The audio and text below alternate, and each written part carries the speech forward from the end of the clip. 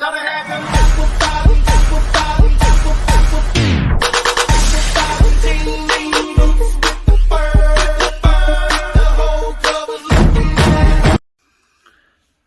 everybody, it's Phil from Walmart, Right Lane Truckin, coming at you from home.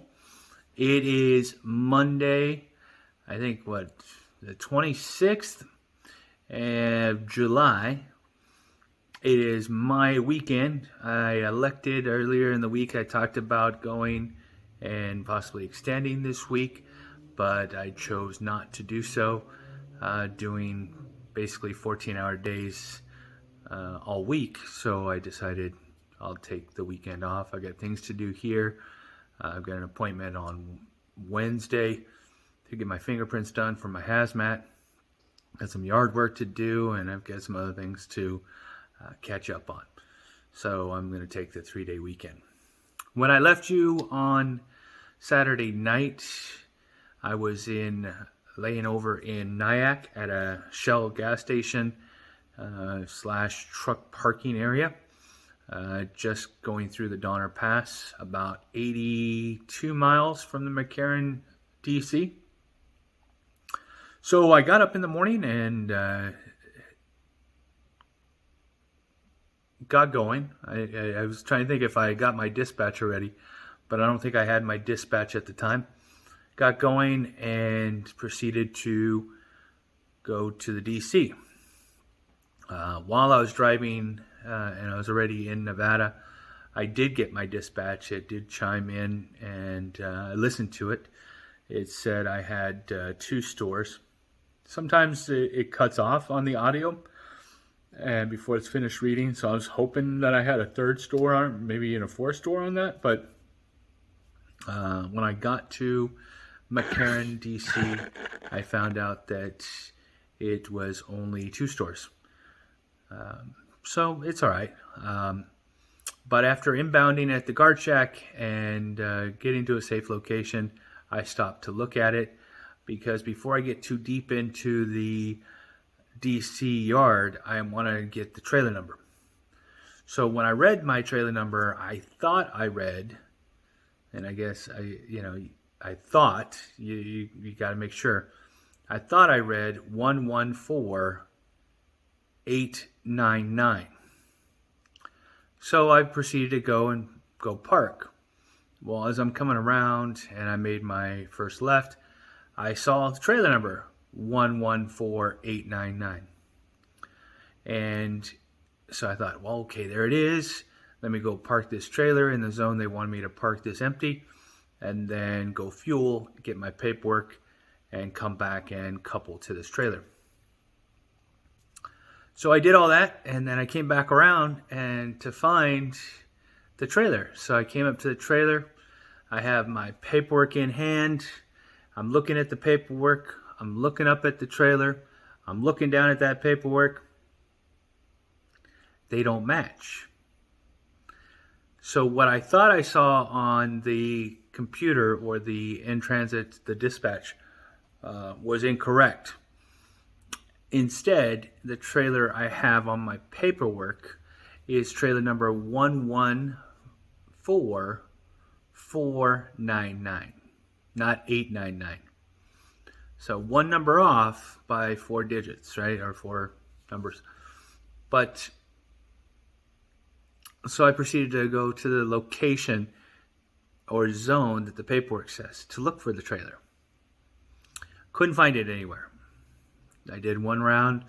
I went back around towards where I saw that first trailer, 114899, thinking maybe by chance it's over there somewhere next to that or close to it. And I'm going, and lo and behold, I want to say it was about 7 or 8 trailers over, I found 114499 or 114499. I'll show you a picture of the trailer right up here. There it is. And so I guess my point to this with everybody is, if you're a Walmart driver or if you are a driver somewhere else, validate the trailer numbers before you just couple to them with what's on your paperwork, with what's on the trailer. Because in a large location such as McCarran, there might be trailers that are very close to the same number. I think there was another day I was looking for a trailer. It was a 3145 and I found a 314651 and another one that was close, but they weren't the one. And then I finally found the one. So it's very, very important. Now, once I got to it, if I didn't do that step, I have another backup for me. And during my pre-trip of the trailer and everything, during my walk around, I get to the back seal. And I validate it sealed, and then I put my lock on, and I memorize the last four numbers of the seal. So then when I get back in the tractor after coupling and doing my pre-trip, I validate the last four numbers of the seal that I read with what's on the paperwork for the first leg. That way it's a double check for me to make sure. Now, say I didn't do either one of those two things. Say I got up to the trailer and I thought it was it, coupled to it, and didn't validate the number. Then I went to the back, didn't validate the seal. By the time I get to the exit gate or the guard shack, I have to hand my paperwork to them, and they validate the trailer number and the seal number and everything else. So I should not be able to leave property, but it would be hugely embarrassing if you got to that front gate and you're pulling the wrong trailer up to the gate, because then you're going to have to basically exit. In this case, in McCarran, you would have to exit and then do a U-turn and come back in, park the trailer, and go find the other one. Obviously, the embarrassment is one thing, but it's also time lost from being able to go out on road and start making money. So, anyway, so the dispatch called for me to go from McCarran to a store in Lodi. And if you watched any of my previous videos, and if you're watching this now and you haven't watched the previous videos, please watch the previous videos. I'm putting out some good tips and tricks that I'm learning, or that here at Walmart, or that I know already from being in the trucking industry. So I go onto Google Maps, I look at the address, I look at the store, and I zoom in. And then I look at the surroundings, and I see that the grocery dock and the GM docks are basically right across from each other. They're basically horseshoes, and there's an opening. There's a wall, obviously, here. There, maybe that's a little better.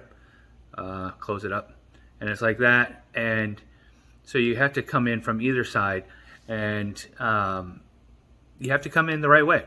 If you come in the wrong way, you're going to go out on a wild goose chase to find a spot to turn around and come back in the correct way. With Walmart in our dispatch, usually there's some more info button and then a directions button.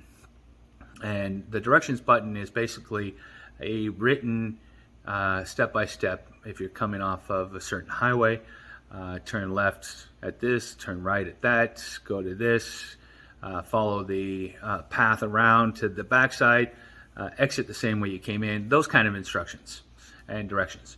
The more info would give you the channel that the store is on, the due date. It would give you your pickup number, possibly if you're doing a backhaul. It would give you any other little ticks and tricks that are going on with that store. So I already did my research. I knew where I was going, and it's a Walmart Supercenter, so I figured it would be pretty straightforward. Get there. There is another Walmart driver already in the dock. There is a FedEx trailer next to him and a trailer that doesn't look like it moves. It just stays there. I'm guessing it just is a placeholder for them. Now, so I park and I proceed to go to the door, try to knock on the door, try to get somebody's attention, nothing. Try to go back to the trailer here, listen if they are unloading him or not unloading him. I didn't hear any movement. Then I went back to the door, trying to get somebody's attention. Went back to the trailer, still, oh, wait a minute, they're moving, they're inside there. So I proceed to wait. Then right after that, FedEx shows up. FedEx is going to do a drop-in hook. They're going to pull out the trailer in the middle and replace it with an empty. Now, that's fine. But I'm in his way. And like I said, there's in this store, because the way the docks are, and then there's a back wall, it's not enough room for turnaround or U-turns or anything of that nature. So him and I work together. I mean, I could have said, hey, I'm here first. You're going to have to wait till my other driver gets out, and then I can back in, and then you can get yours done. Or I can try to find a way for him to get on with his day. So I pulled forward far enough where he could kind of maneuver back in, and then I backed into where he was, and keeping a pathway open still to exit the facility if the other driver were to come out and do a U-turn or something like that in the dock area. So waited, then our driver came out. I was able to get back in. Now, again, I'm going to the door. Somebody works there, pulls up next, goes, hey, you're going to have to use the other door around the other side. Nobody answers that door, blah, blah, blah. I'm like, really? Why is it here then? But get in. And he told me Brandon is supposed to be the receiving guy, and so I'm looking around for Brandon. Everybody, I said, are you Brandon? Are you Brandon? I need Brandon to offload me. Brandon comes over. I'm like, hey, I got grocery remix. He's like, huh? I go, are you not the grocery remix guy? Oh, yeah. Oh, well, can we get going? Because I got to get going. I got another store. I've already been waiting for a while. And so we got that offloaded, not a problem. The other store, the next store I was going to is in Stockton. And from Stockton, I got there, and there's another driver there. He's a GM driver. He came down from Red Bluff or wherever he came from, and he's a GM driver. So he brought the load for him, and then there was another dock, so I was able to back in there. Upon opening the door on my trailer, one of the pallets, there's two of them side by side, and they were loaded pallets long way instead of one long, one sideway, or perpendicular, I should say, to brace it in. So one pallet fell, part of the product kind of leaned, not fell, but leaned over onto the other pallet. And so the store associates went in, and they thought they would be able to right it. There was about 6 guys. They went in with a pallet jack. I wasn't watching. I was talking with the other driver, and we heard a crash inside. And basically, while they were trying to upright the pallet, the product fell over. And it was mostly sodas, Gatorades, those type of things, in 12 packs and in the larger packs of the Gatorade. So, let me say, I lost time waiting for them to restack it inside the trailer, and then once it was restacked, so I can leave. And I had to leave because I had to take my empty over to a vendor in Tracy, California, and pick up a backhaul and take that back to Sacramento to end my week. Now, I'm going to display a map of what I did today so you can see the route. Again, I started in Nyack, went to McCarran. From McCarran, I went to Lodi, came back down the Donner Pass, and then came to Lodi, then to Stockton, then to Tracy, and then back up to Sacramento. So it turned out to be an okay day. I mean, with the activity and everything else, it seemed to turn out okay. So I wasn't too happy or too upset about it. But I also will show you in this, at the end of my day, I was almost right at the 14-hour mark. So I do push it to the end, even on my go-home day sometimes.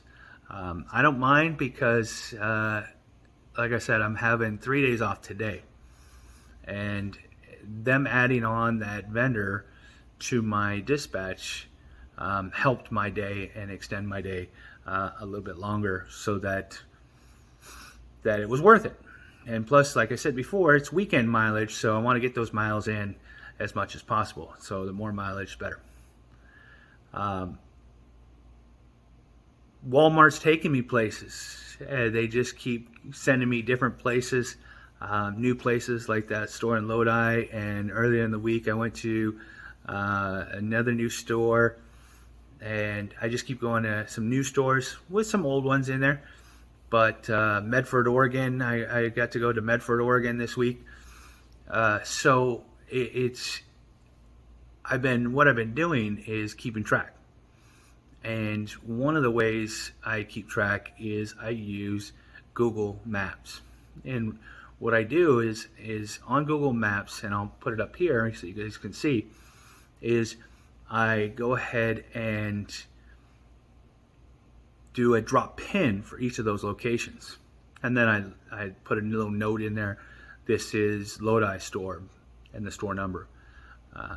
This is such and such. Maybe I put a note that, hey, you have to come in this way for grocery. You have to go that way for something else. Just so that I remember exactly where I was and what I did to get in there. Because you're going to make wrong turns sometimes, and you have to learn from them. And sometimes taking good notes is going to help them.